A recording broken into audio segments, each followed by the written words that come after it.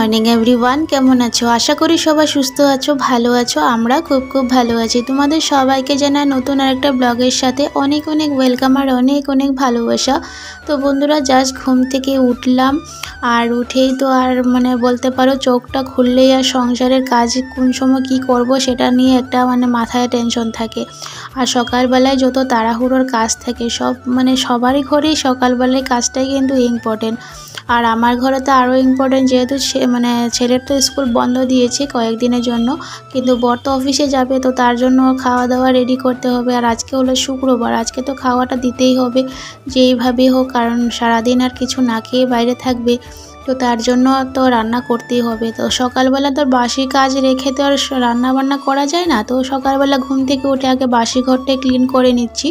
তো তার আগে বলে দিই, তোমরা আজকে যে যেখান থেকে আমার ভিডিওটা নতুন দেখছো প্লিজ সাবস্ক্রাইব করে আমার পরিবারে চলে এসো, প্লিজ আমাকে সাপোর্ট করো। কালকে তোমাদের অনেকে সাপোর্ট পেয়েছি, অনেকটা ভালো লেগেছে সত্যি।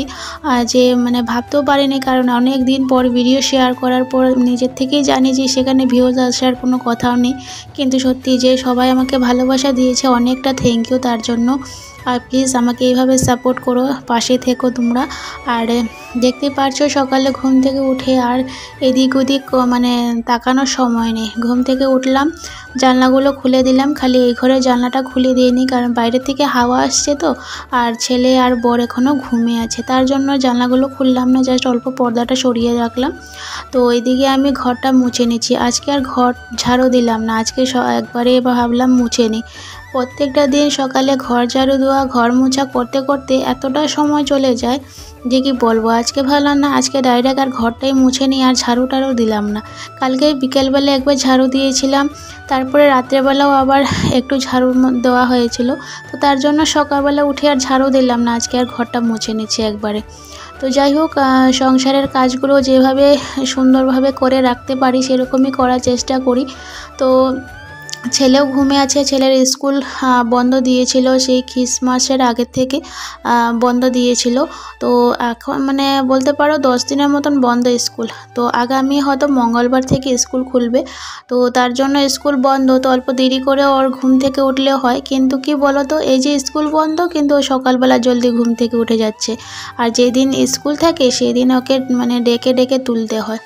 তো ওকে বলি যে তুই অল্প ঘুমা, কিন্তু না, এই যে স্কুল নেই একটা টেনশন নেই, তো উঠতে হবে, স্কুল যাবে স্কুলের যেদিন স্কুল যাবে সেদিন ও ঘুমিয়ে থাকবে পুরা, সেদিন তো ওকে তুলতে এতটা প্রবলেম হয়। তো যাই হোক, এদিকে বড় শুয়ে আছে, কালকে বড় বাইরে গিয়েছিল কাজে, সেখান থেকে আসতে ওর অনেকটা লেট হয়ে গেছিলো। তারপরে আর সারাদিন কাজকর্ম করার পর বুঝতেই পারো সবার শরীরে খারাপ করে থাকে। তো আজকেও ও উঠেনি, আমি আগে উঠেছি। প্রত্যেক দিন ও উঠে কী করে, কোনো সময় স্নানটা করে ফেলে বা কোনো সময় জল গরমটা রেডি করে রাখে। তো আজকে আর ও শুয়েই আছে, আমি আর উঠলাম, উঠে এখন সব কাজকর্ম করছি, জলে গরমটা বসিয়ে আসছি, কারণ ঠান্ডা জল দিয়ে স্নানটা করি না এখন, কারণ শরীরটা খারাপ হওয়ার পর থেকে ঠান্ডা জলটা একদমই ইউজ করছি না, আর কেউই ইউজ করি না কোনো দিনে। কিন্তু হয়তো আমার কোনো দিনও হয়ে যেত যে আমি ঠান্ডা জল দিয়ে স্নান করে নিতাম বা কোনো সময় ঠান্ডা জল খেয়ে নিতাম, কিন্তু এই অসুখ হওয়ার পর থেকে আর ঠান্ডা জলটা একদমই ইউজ করছি না। তো যাই হোক, গরম জলটা হয়ে যাবে, তত সময় আমি স্নান টান করে চলে আসলাম, আর এসে আগে ঠাকুর করে সব কিছু করে এখন রান্নাঘরে চলে আসলাম। এসে তো আগে রান্নাটা বসাতে হবে, সবার প্রথমে সবাই চা খায়, কিন্তু আমি সবার আগে আমার রান্নাটা বসাতে হয়, কেননা সকালবেলা রান্নাটা দেরি হয়ে গেলে আবার বর না খেয়ে চলে যাবে। তো একটা রান্না করতে গেলে দেখো সব কিছু প্রিপারেশন নিয়ে করতে সময় অনেকটা দরকার। তো তার জন্য আর সকালবেলা আমি আর চা আগে খাই না, আমি কি করি রান্নাটাই বসিয়ে ফেলি, আর বড় তখন তো সময় স্নান করে আসে, তারপরে ওকে চা দিই আর। তো তার জন্য এদিকে আমি ডাল আর ভাতটা রেডি করে নিচ্ছি, ওটা বসিয়ে দেব, আর তারপরে রান্না করব। তো আজকে তো শুক্রবার, নিরামিষ খাওয়া দাওয়া। তো কালকে রাত্রিবেলায় পনির এনে রেখে দিয়েছিল, তো পনির বানাবো, মটর দিয়ে পনির বানাবো, আর কিছু একটা ভাজি করব, দেখা যাক কি করি। আর এদিকে ডালটা বসিয়ে দিচ্ছি।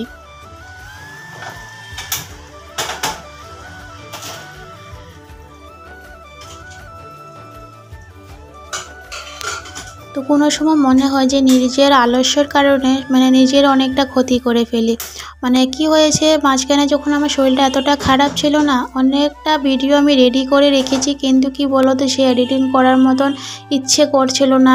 এডিটিং করব, তারপরে ভিডিওটা আপলোড করব, সেই বলতে পারো একটা আলস্যই বলতে পারো সেটা।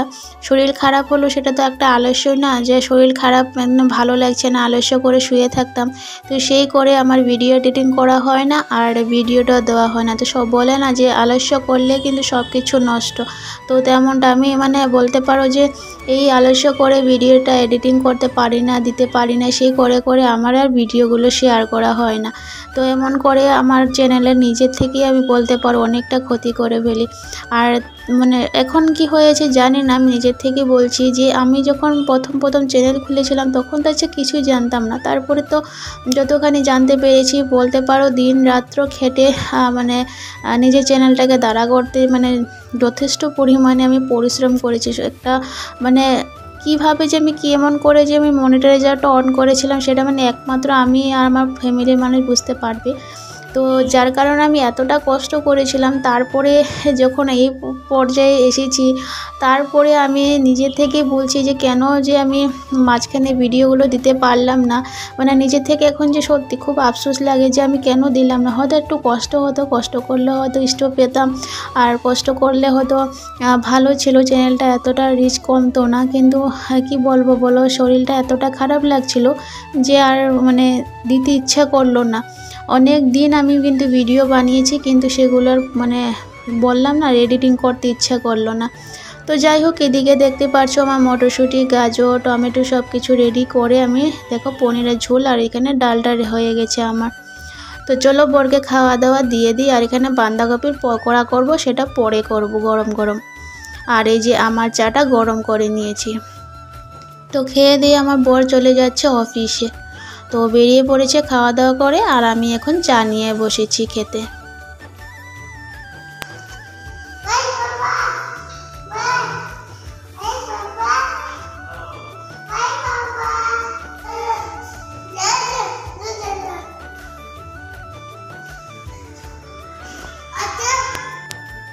চাটা খাওয়া কমপ্লিট, আর আমার বর তো দেখতেই পেয়েছো চলে গেছে অফিসে। এখন আমি বাকি কাজগুলো করব। এখন দেখতে পাচ্ছ ছাদে আসলাম কাপড়গুলো মেলে দিতে। সকালবেলা কাপড়গুলো ধুয়ে রেখেছি, পাপোশ ধুয়েছিলাম 3টার মতন, সেগুলো রেখে দিয়েছিলাম, এগুলো মেলা হলো না। এখন এসে ছাদে মেলতে আসলাম। ভাবলাম অল্প সময় ছাদে দাঁড়িয়ে যাব, ঠান্ডা লাগছিল ঘরের ভিতর।